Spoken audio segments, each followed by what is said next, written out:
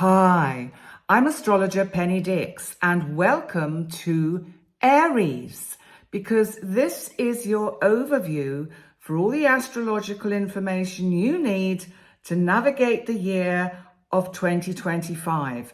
And that's for the Sun in Aries, the rising sign in Aries, also known as the ascendant. And some people like to also listen to their moon sign. So if your moon is in Aries, then you might want to give a listen to this particular reading too. So what's happening this year?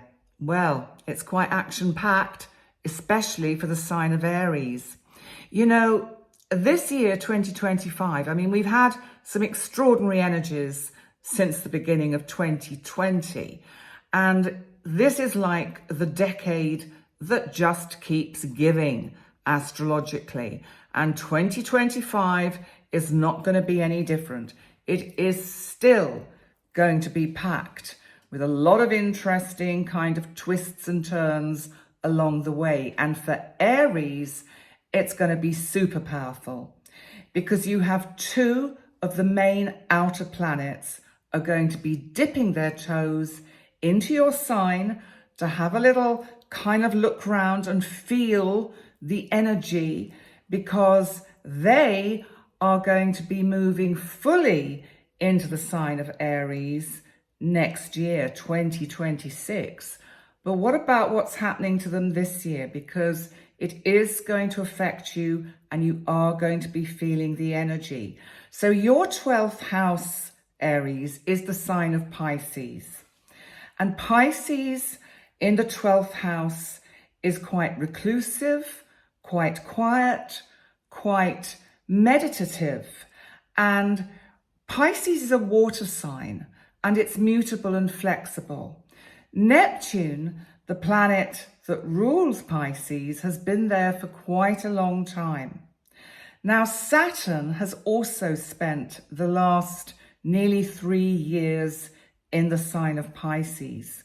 And Saturn is an Earth planet and it rules the sign of Capricorn. Now, it also co-rules the sign of Aquarius, where Pluto currently is. And Pluto, of course, is our planet of transformation and transition. And you will have heard me and a lot of other astrologers talking about the move of Pluto into Aquarius for quite a long time. You'll have been hearing us talk about it. And I will mention it, of course, in this particular reading for you.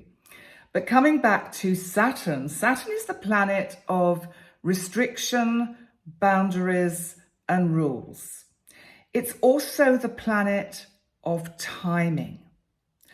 And, you know, Aries, your ruling planet is Mars, the god of action, power, assertion, sometimes arguments, and sometimes rushing in where angels fear to tread. You're a fire sign.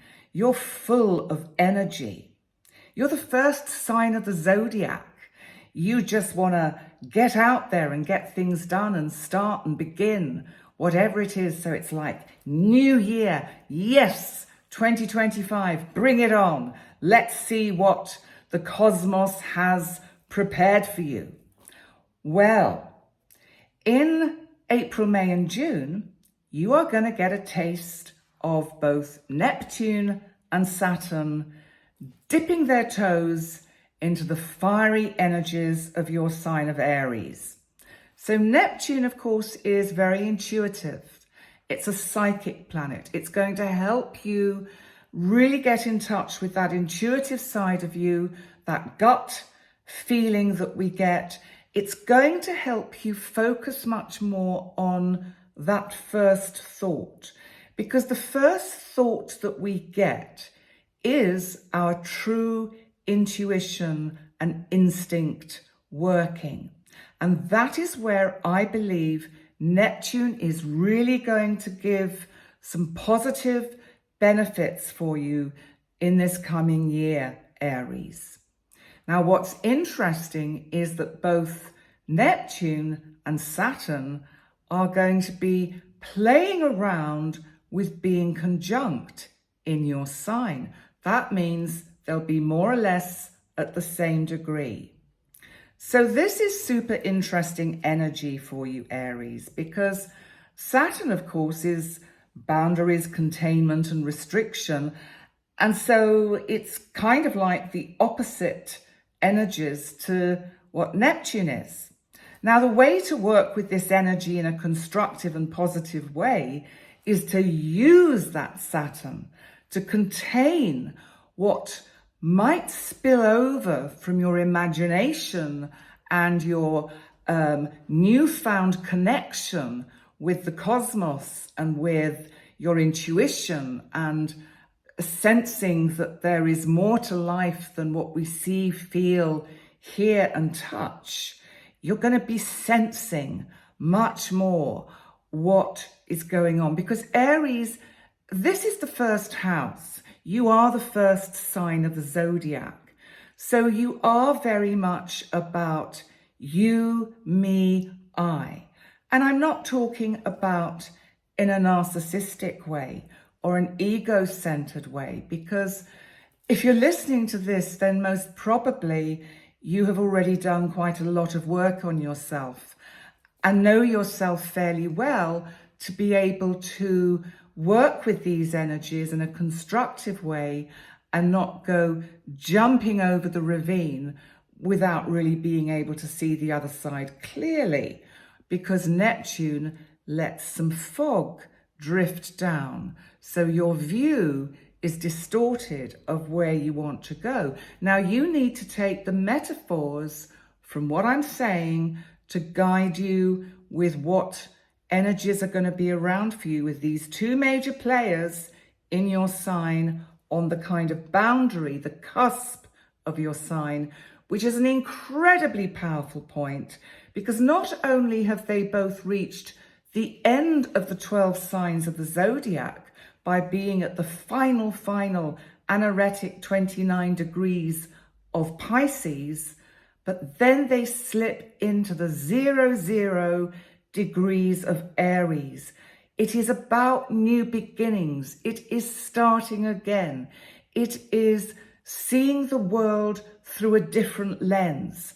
I really feel that if you use this energy constructively, positively, this can be enormously helpful to you, Aries. Now you're going to notice this energy most in April, May, and June.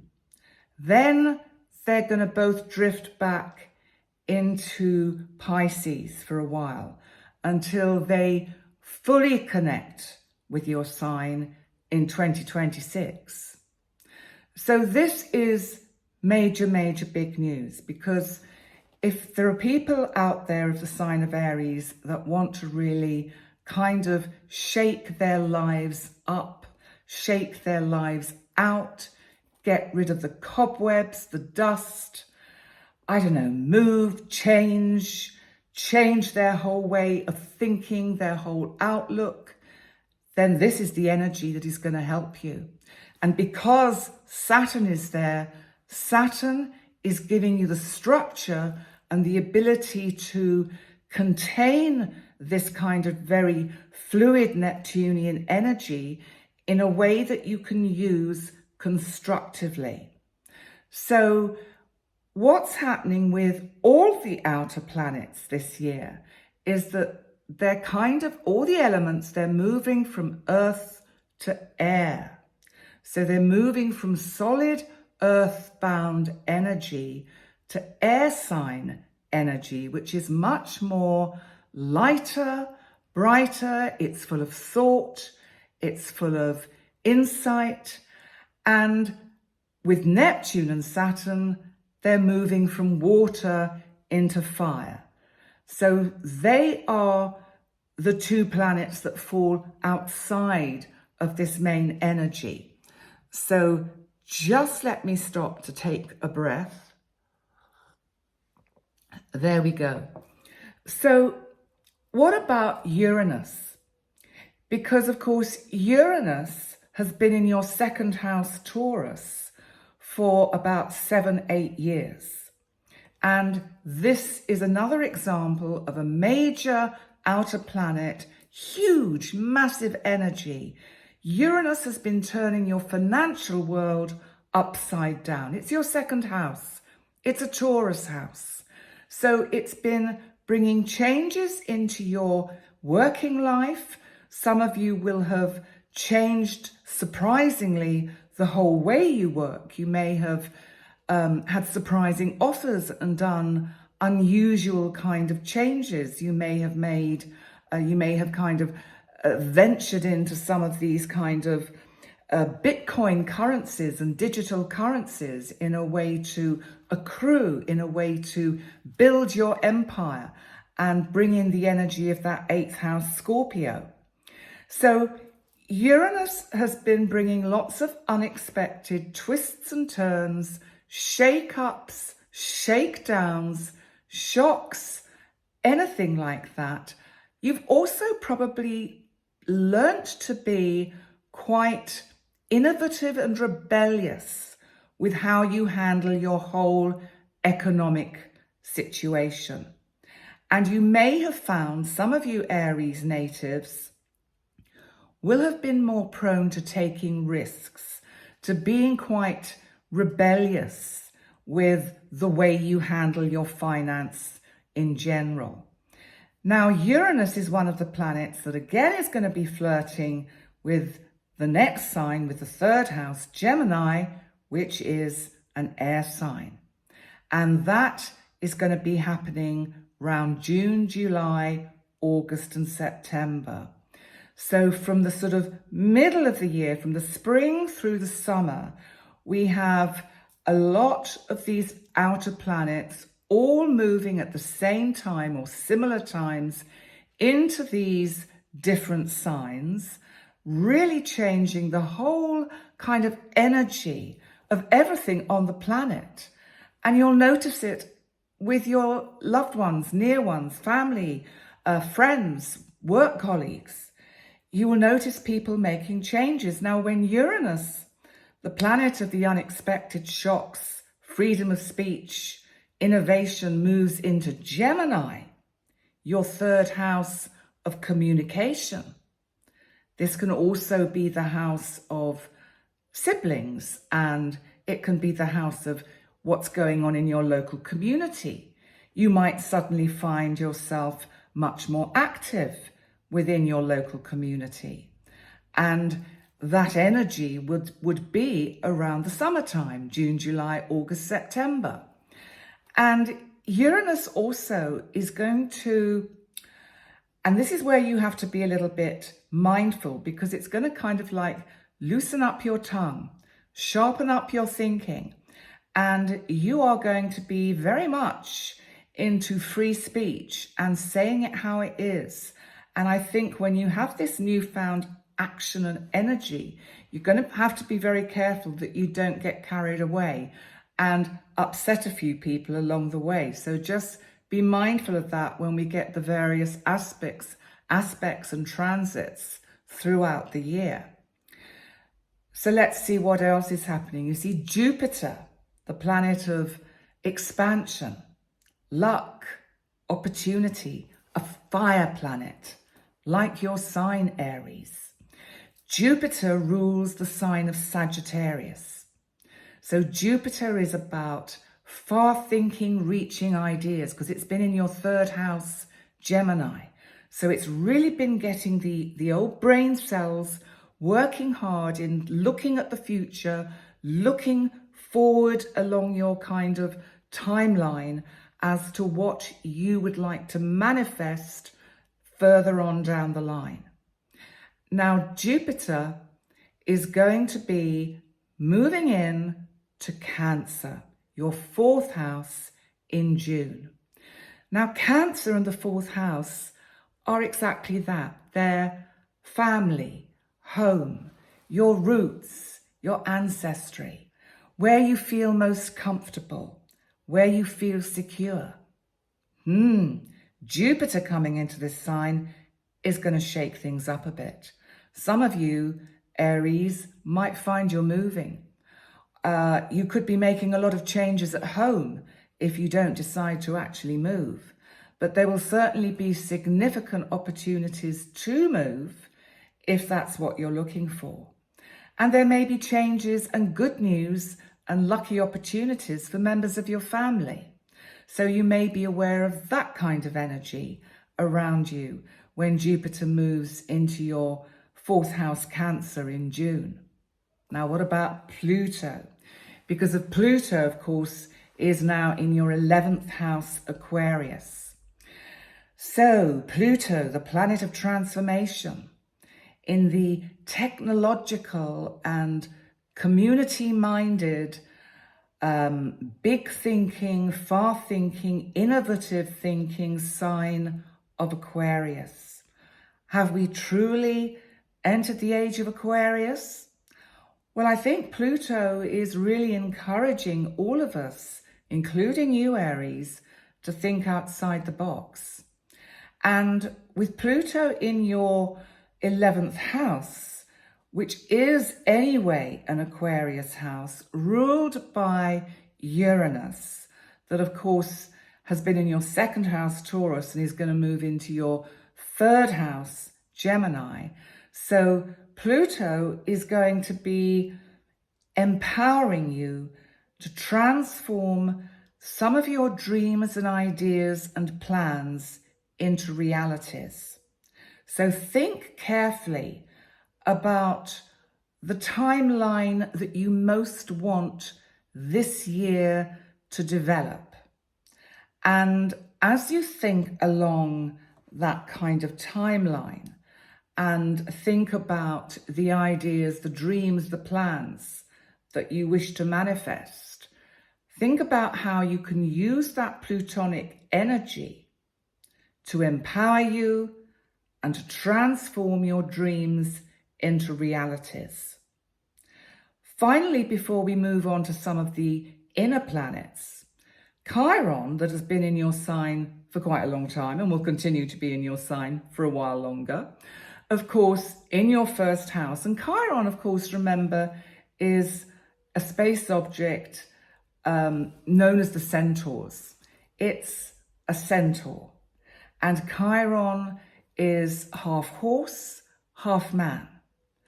And Chiron, I always feel, its kind of traditional meaning is about healing. It represents the wounded healer. And I think of Chiron as carrying that inner wound that we often carry from childhood. And you're being given, with Chiron in your sign, many opportunities over the last few years and over the next few years to look at yourself quite deeply and think about the changes you can make for yourself in terms of your inner personal growth, your spiritual growth, and your physical healing.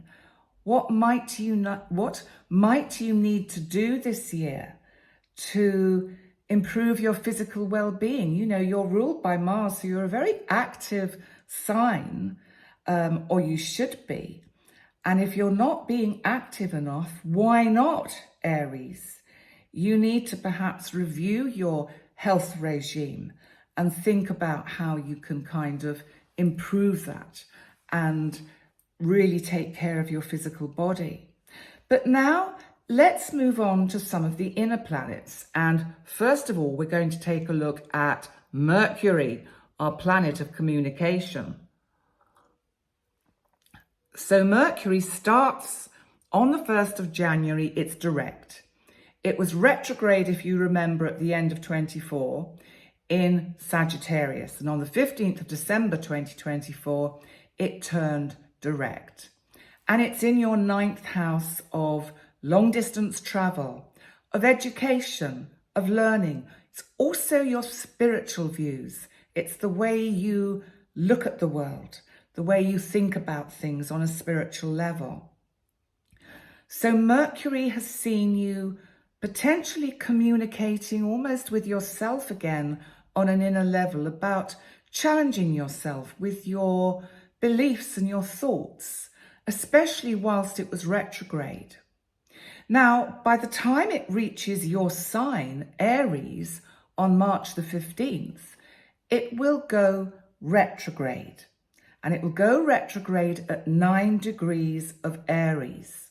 So it will have moved all the way around from your 9th house into your 1st house, and will have spent a little time in your 12th house, Pisces, giving you a chance for some inner reflection and navel gazing, meditation, whatever it is that takes your fancy. And Mercury will go all the way back to 26 degrees of Pisces, where on April the 7th, it will go direct again. And then it moves on, and eventually it will reach your 5th house, Leo, which of course is all about creativity, fun, entertainment, children, creative projects, art, drama, music, singing, anything like that.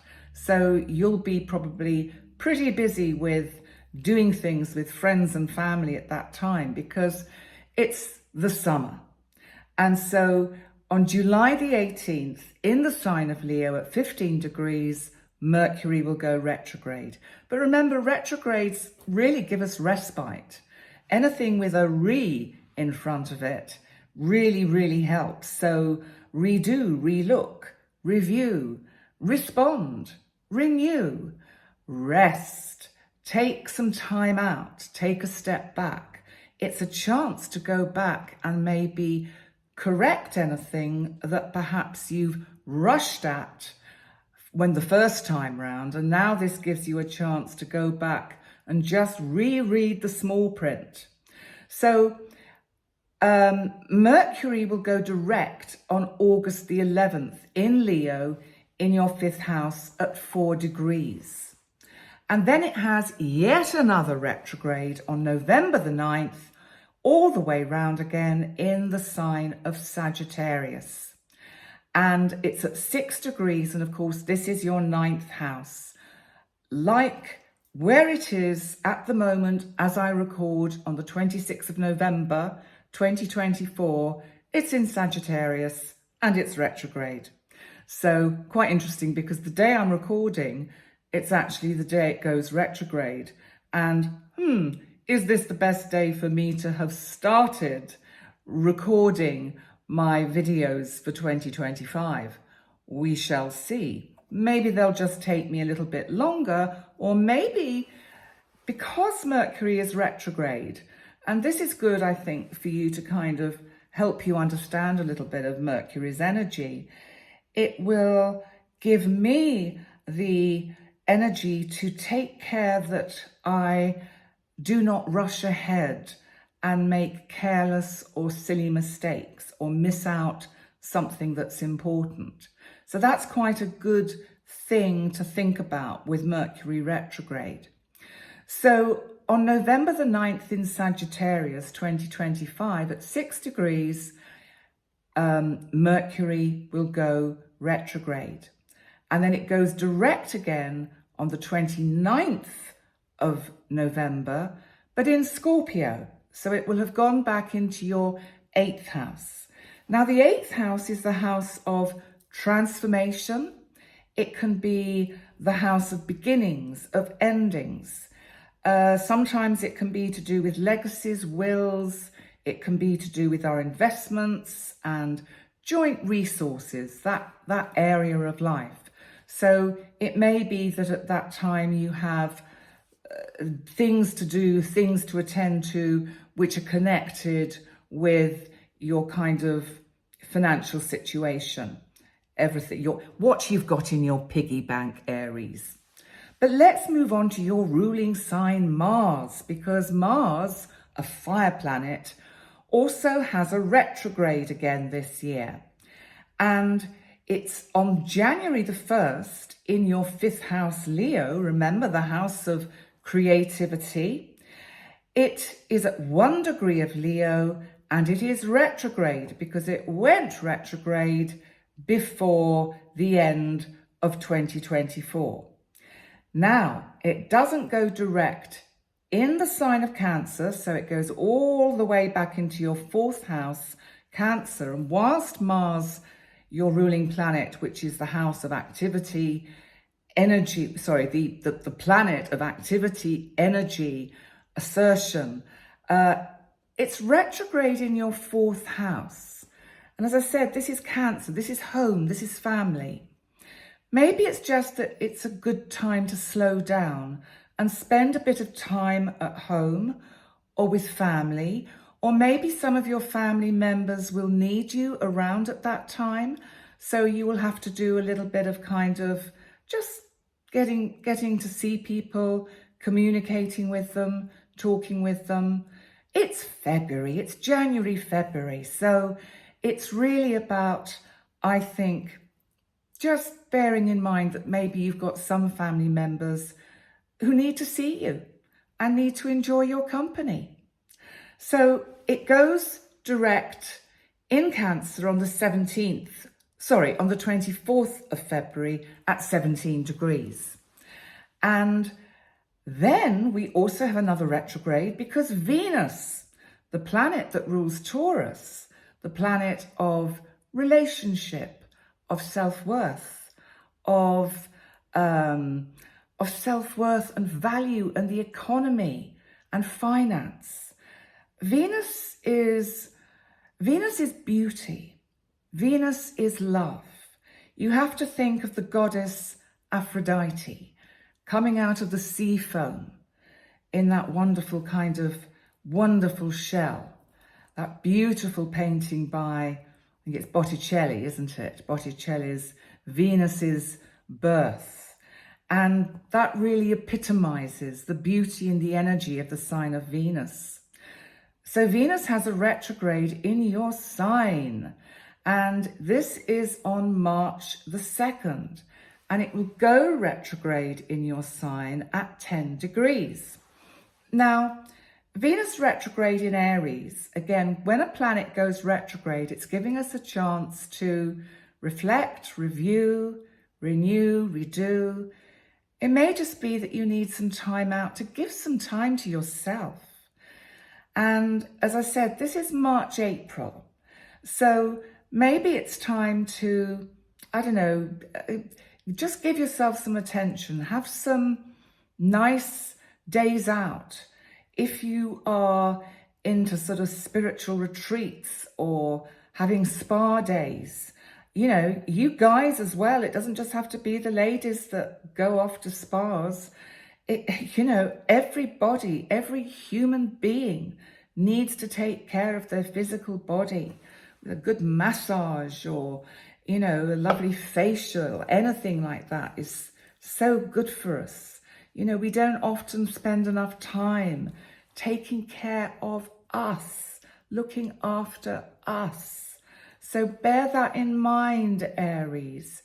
In March and April, you know, it's kind of like the end of winter and we can feel very jaded and pale at that time of year. Anyway, Venus goes direct. It actually retrogrades into your 12th house, Pisces. So it is actually a little bit about taking some time out for inner reflection. Spending some time alone, I think, would be good use of this energy. And it goes direct on April the 13th at 24 degrees of Pisces in your 12th house. Now then we have eclipses. So where are the eclipses this year? Well, you've had a lot of energy, of course, in your sign. You've had the Aries, Libra kind of axis. And so that has changed, apart from one eclipse that we get in March, which is in your sign.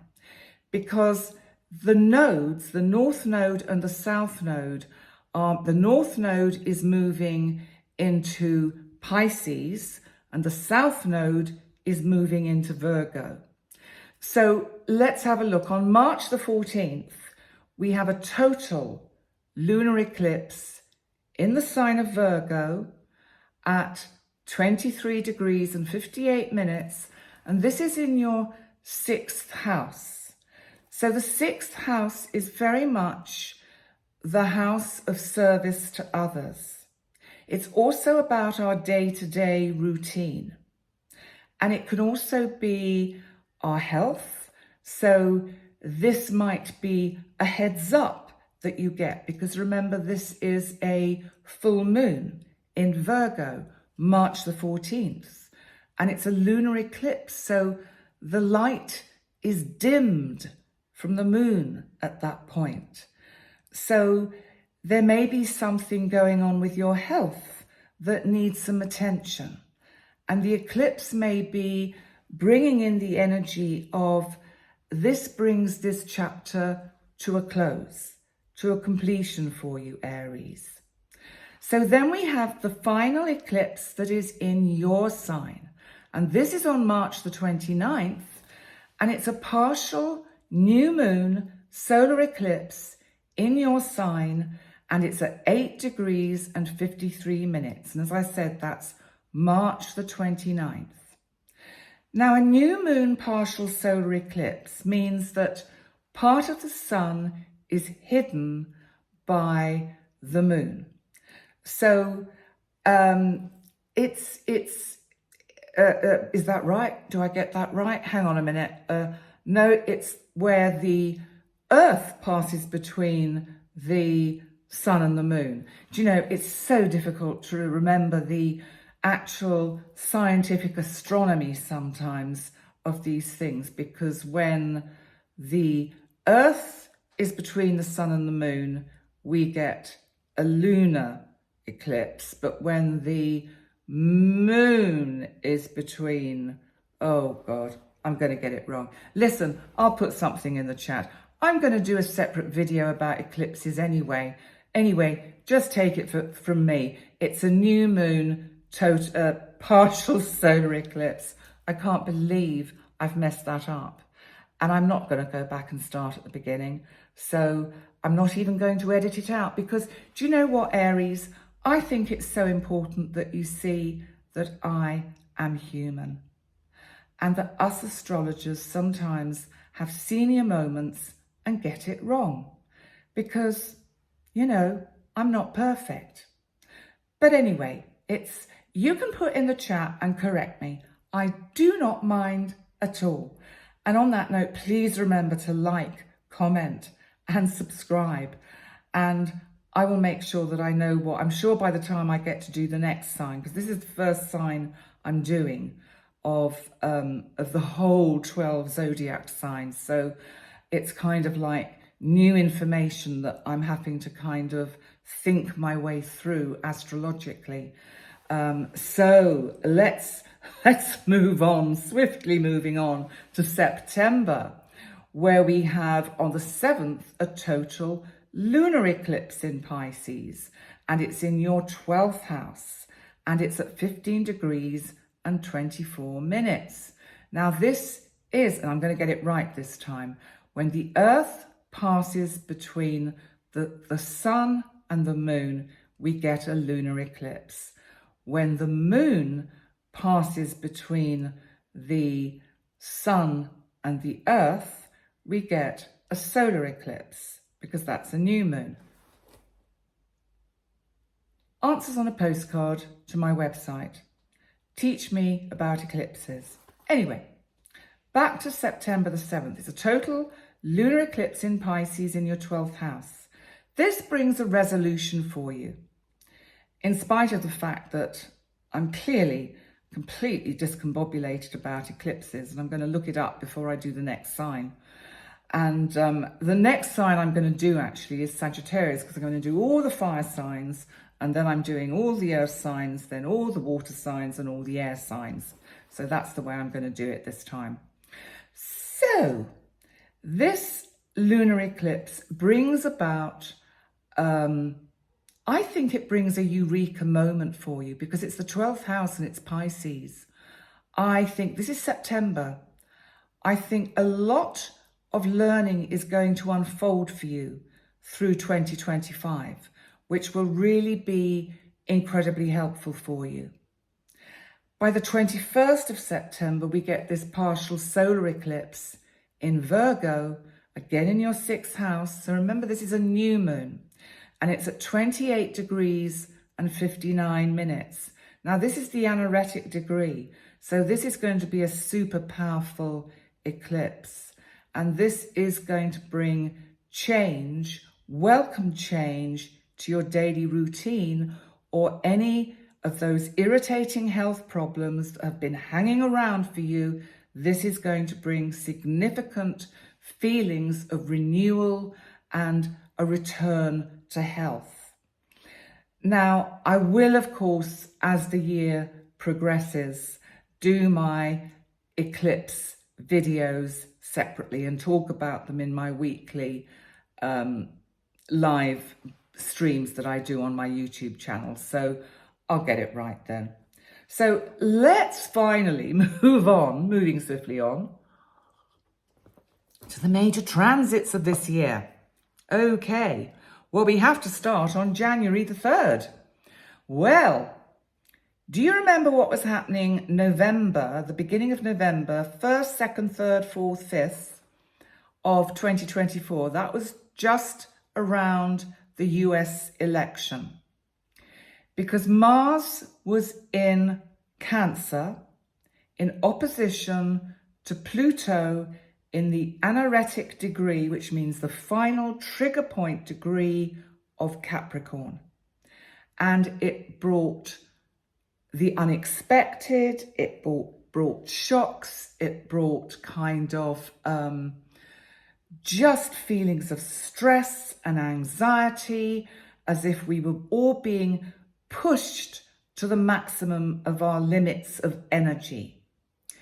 And we're going to get similar energy on January the 3rd, but this time it'll be from Mars in Leo in the 5th house, and that will be opposite Pluto in Aquarius in your 11th house. Now that's January the 3rd.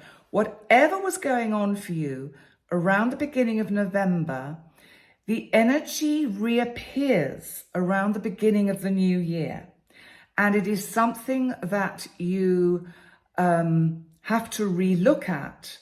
And because it's Leo and Aquarius energy, it's like thinking outside the box and finding innovative ways to find a solution to problems that are very irritating for you. The resolution may not come till the same aspect happens on April the 27th. And then those two planets will start separating. So you won't get that kind of energy again.